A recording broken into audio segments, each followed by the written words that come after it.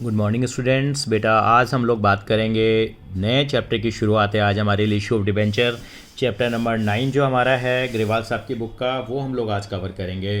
ठीक है, issue of debenture जो है आपको मालूम है डिबेंचर का जो यूनिट है उसमें रिडेम्पशन और डिबेंचर का जो टॉपिक है वो आपके सिलेबस से डिलीट हो गया।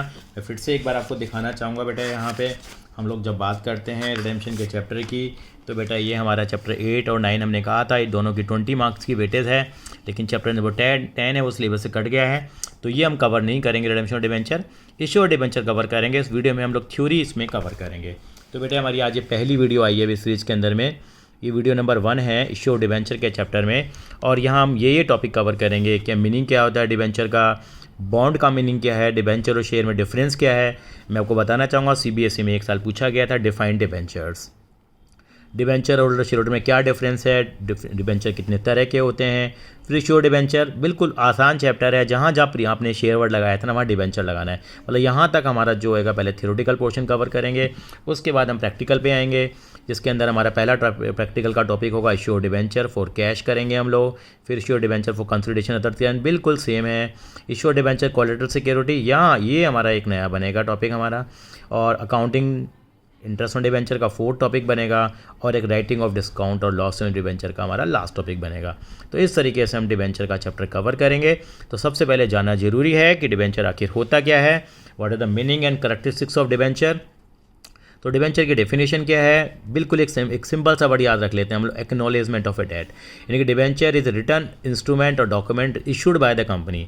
ये कौन इशू करती है, कंपनी इशू करती है। एक्नॉलेजिंग ए डेट मतलब लोन है, अपने दिमाग में ध्यान रख लीजिए, डिबेंचर का मतलब एक लोन होता है। Acknowledging a debt in terms of repayment of the principal and payment of interest at a specified rate as stated in the document, यानी कि कितना आपने अमाउंट उधार लिया और कितना उसका रेट ऑफ इंटरेस्ट है वो होता है। अगर आपसे पूछे कि डेफिनेशन क्या है डिबेंचर की, तो डिबेंचर की डेफिनेशन ये लिखेंगे, debenture include debenture stock bond any other instrument of the company evidencing a debt, यानी कोई भी हो सकता है, and whether constituting a charge on the asset of the company or not, charge है कि या नहीं है, मतलब कि सिक्योरिटी से पॉइंट ऑफ व्यू से, वो बाद में और डिस्कस होगा। ये डेफिनेशन आपको ऐसे कैसे याद करनी है।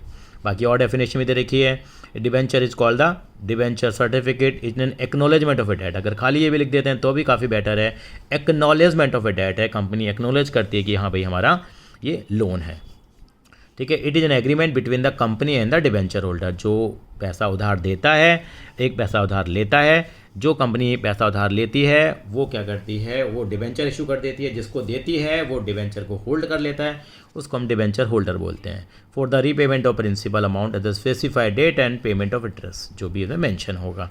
ठीक है, the person to whom debenture are issued और कॉल्ड द डिबेंचर होल्डर। कौन इशू करता है इनको, बिल्कुल ठीक कहा, कंपनी इशू करती है, ये आपको थोड़ा पता होना चाहिए थ्योरी के अंदर में। इसके अलावा हमारे पास क्या क्या फीचर्स होते हैं डिबेंचर के वो भी हम जानेंगे।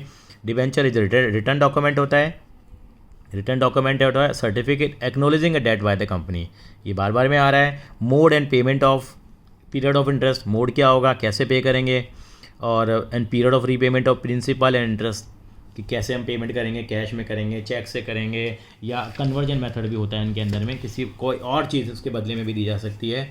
ठीक है, rate of interest on debenture is specified, fix होता है। It is a practice to prefix debenture with the rate of interest.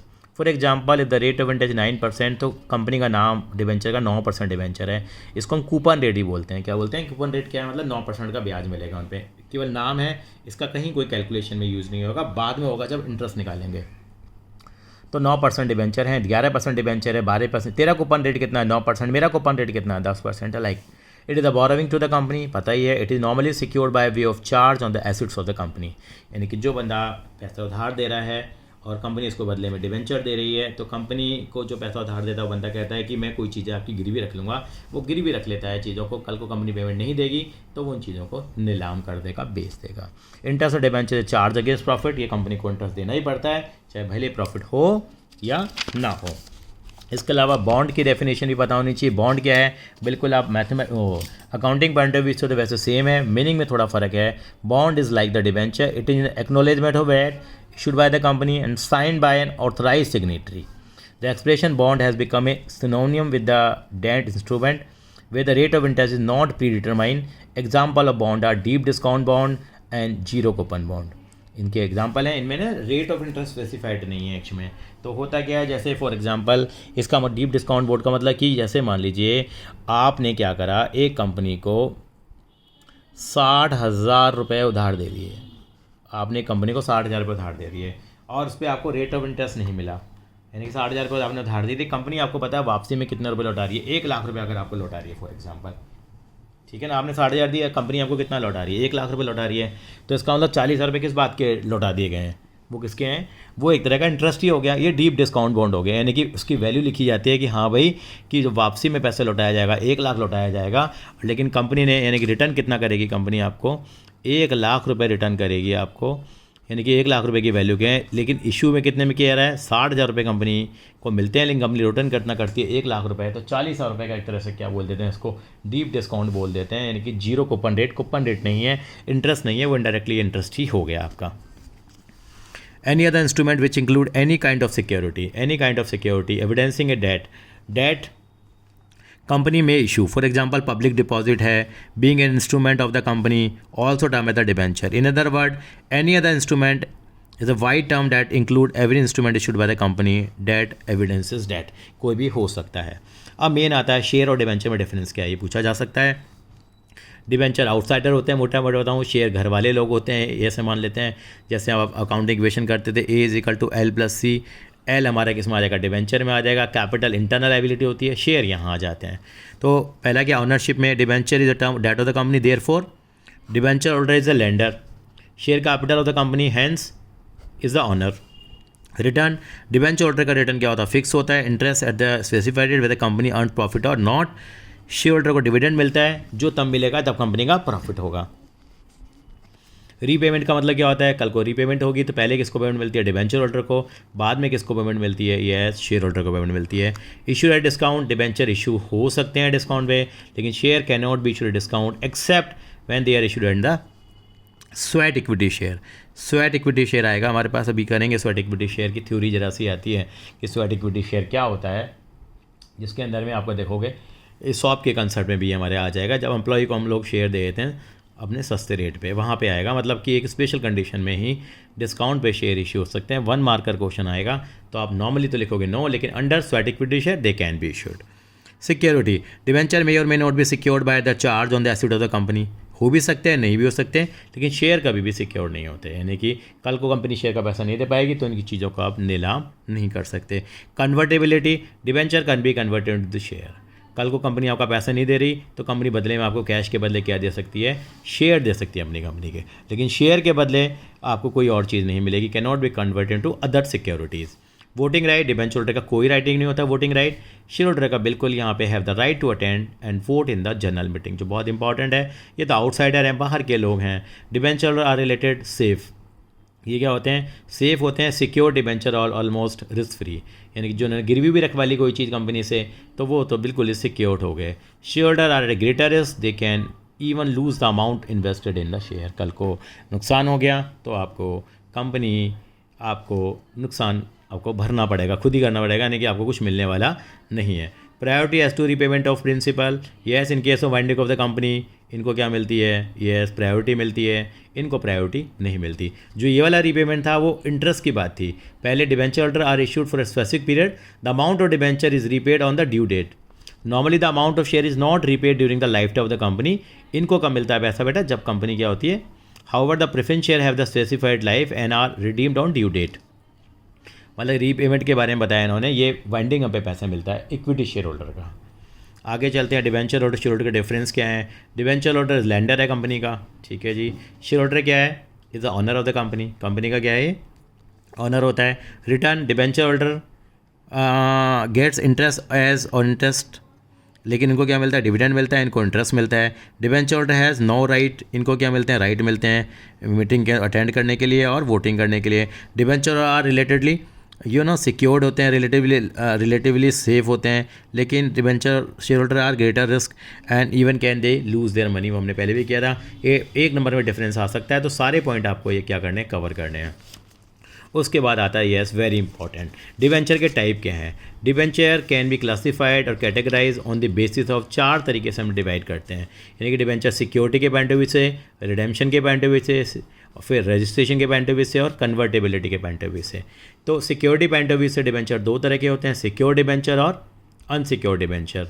Redemption के पॉइंट ऑफ व्यू से रिडेम्पशन का मतलब पैसा लौटाना, और सिक्योरिटी का मतलब है कि कोई चीज़ गिरवी रखवाई है या नहीं रखवाई। ज़्यादातर डिबेंचर अच्छा क्या है, कल को कभी आप पैसा उधार दें तो आप उनको सिक्योर कर लेना। फिर आता है रिडेम्पशन के पॉइंट ऑफ व्यू से, रिडीमेबल भी होते हैं और एक इरिडीमेबल, यानी कभी भी पैसा इनका नहीं लौटाना, वो कहलाते हैं इरिडीमेबल। और इनका टाइम पीरियड होता है कि 10 साल बाद, 15 साल बाद, 20 साल बाद आया 25 साल बाद आप इनका पैसा रिटर्न करेंगे। इरिडीमेबल डिबेंचर, सर ऐसा बंदा कौन होगा कि हाँ सर जो पैसे एक बार दे दे कभी लेगा भी नहीं। बहुत सारे लोग होंगे, मैं भी तैयार हो जाऊँगा अगर मुझे इंटरेस्ट अच्छा खासा मिल रहा है रेगुलर बेसिस के ऊपर। और होता है रजिस्ट्रेशन पॉइंट ऑफ व्यू से, रजिस्टर्ड डिबेंचर होते हैं, कुछ बेयर डिबेंचर होते हैं जिनमें नाम नहीं होता, जैसे चेक होता है आपका, बेयर चेक होता है। ऐसे कन्वर्टेबिलिटी पॉइंट ऑफ व्यू से होते हैं, कन्वर्टेबल होते हैं, नॉन कन्वर्टेबल, जैसे हमने करा भी था, यानी कि कल को पैसा नहीं मिलेगा तो बदले में कोई और सिक्योरिटी मिल जाएगी आपको, इक्विटी शेयर है, प्रेफरेंस शेयर। चलिए पहले पढ़ना शुरू करते हैं। सिक्योरिटी पॉइंट ऑफ व्यू से डिबेंचर कितने तरह के हैं, दो तरह के हैं। Secure debenture, secure debenture are those debenture which are secured either by fix charge or floating charge on the asset of the company.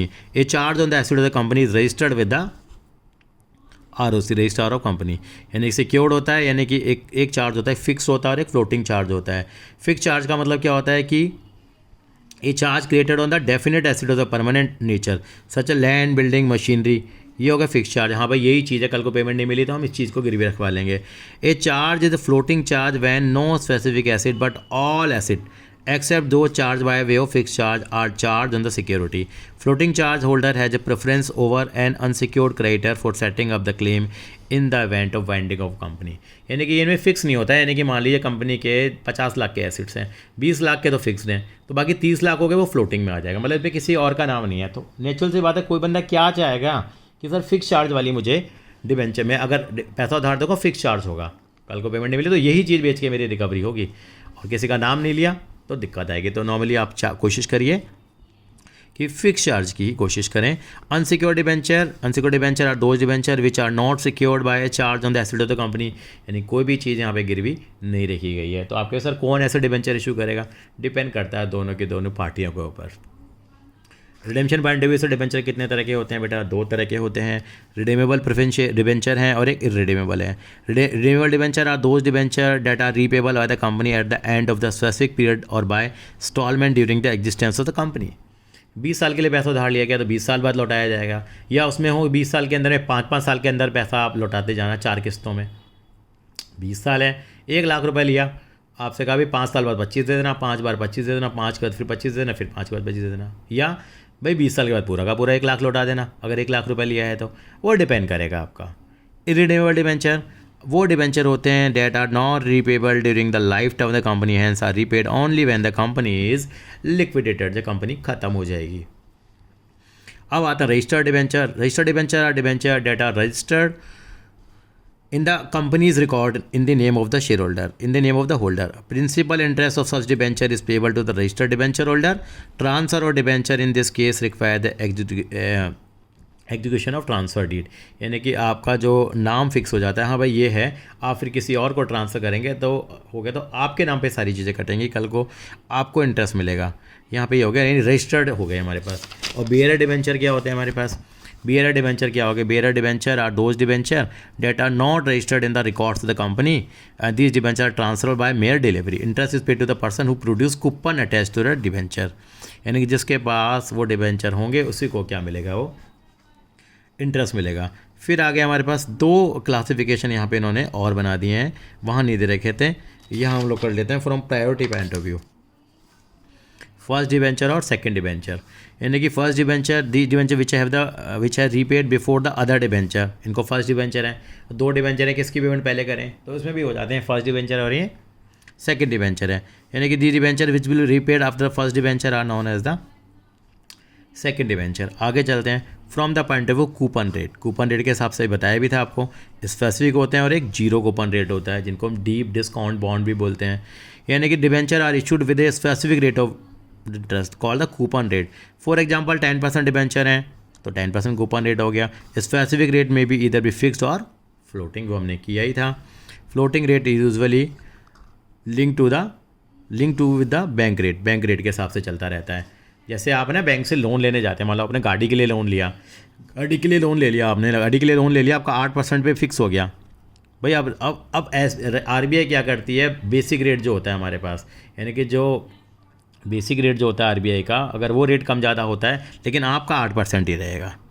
लेकिन आपने 8% फ्लोटिंग पे ले लिया, फ्लोटिंग पे ले लिया तो क्या होगा, कल को बढ़ेगा तो बढ़ जाएगा, घटेगा तो घट जाएगा। तो कौन सा लेना चाहिए, यानी कि हमेशा याद रखो ज़िंदगी में जब भी बैंक से लोन लो तो जो इंटरेस्ट लो वो कौन सा वाला लो, फ्लोटिंग वाला लो, क्योंकि धीरे धीरे आने वाले फ्यूचर के अंदर में इंटरेस्ट रेट कम हो गया। आज के देखिए, आज के बैंक का जो इंटरेस्ट रेट है होम लोन का आप देखते हो या कार लोन का देखते हो, होम लोन तो 7.4% के आसपास रह गया, और जो कार लोन वगैरह हैं वो आपको 8.6, 8.8, 8.75 पे मिल जाते हैं। डिपेंड करता है बैंक टू बैंक, सबका अपना अपना मार्जिन होता है। Zero coupon rate, the debenture do not carry A specific rate, do not carry a specific rate in order to compensate the investor. Such debentures are issued at a substantial discount, the difference between the face value and the issue price to the total amount to interest related to the duration of debenture. यानी कि the debenture are issued at a substantial discount, यानी कि आपने 60,000 रुपये आपने company को दिए हैं, लेकिन कंपनी से वापसी में आप कितना ले लोगे, 1 लाख रुपये ले लोगे। डिपेंड करता है, एग्जाम्पल है 60 की जगह 80 मिल सकते हैं, वो ड्यूरेशन ऑफ आपका डिवेंचर देखा जाएगा, वो इनडायरेक्टली आपका इंटरेस्ट हो गया। आगे चलते हैं, from the convertibility point of view. Convertibility point of view से डिवेंचर 2 तरह के हैं, कन्वर्टेबल डिवेंचर और non convertible debenture. Convertible debenture नाम से पता लगता है, debenture that are convertible into shares, the part of the debenture amount is convertible into equity share, then they are not the partly convertible debenture. If full amount is convertible into equity share, a fully convertible debenture. 1 lakh रुपए के debenture आपने issue करें, आपने कहा 40,000 की तो मुझे payment चाहिए, लेकिन 60,000 के बदले में कोई और दे देना, तो वो होता है पार्टली कन्वर्टेबल। और 1 लाख के 1 लाख आपने कहा भाई इनके बदले में तो मुझे शेयर ही चाहिए, वो कहलाएंगे fully convertible debenture. Non convertible debenture, जैसे नाम से पता लग रहा है, non convertible debenture are those debenture that are not convertible into shares, वो हमारे पास कहलाते हैं। तो मेनली आपको इस तरह की थ्योरी पता होनी चाहिए, बाकी आपके आगे प्रैक्टिकल्स आएंगे जो आपको हमें समझाना पड़ेगा, वो आपको ज़रूर समझाऊंगा। एक डिबेंचर ट्रस्ट डीड क्या होती है सुन लेते हैं। Company issuing the debenture to the public if required, company issuing debenture to the public required to appoint trustee और execute a trust deed. It is the responsibility of the trustee to protect the interest of the debenture holder through the power granted by the trust deed. एक trust deed बना लेते हैं, कल को कोई dispute होगा तो उसकी रेस्पॉन्सिबिलिटी है सबको रिजॉल्व करना। तो बेटर है कि कभी भी कंपनी जो डिबेंचर इशू करती है कई बार एक अपॉइंट कर लीजिए ट्रस्टी और एक एग्जीक्यूट कर लीजिए ट्रस्ट डीड। डिबेंचर को कैसे दिखाते हैं बैलेंस शीट में, वो सारी हम बात करेंगे हम लोग, ठीक है। इसके अलावा हमारे पास एक छोटी सी बात और आएगी यहाँ पे, वो भी हम समझाते हैं आपको, वो होती है मिनिमम सब्सक्रिप्शन होती है।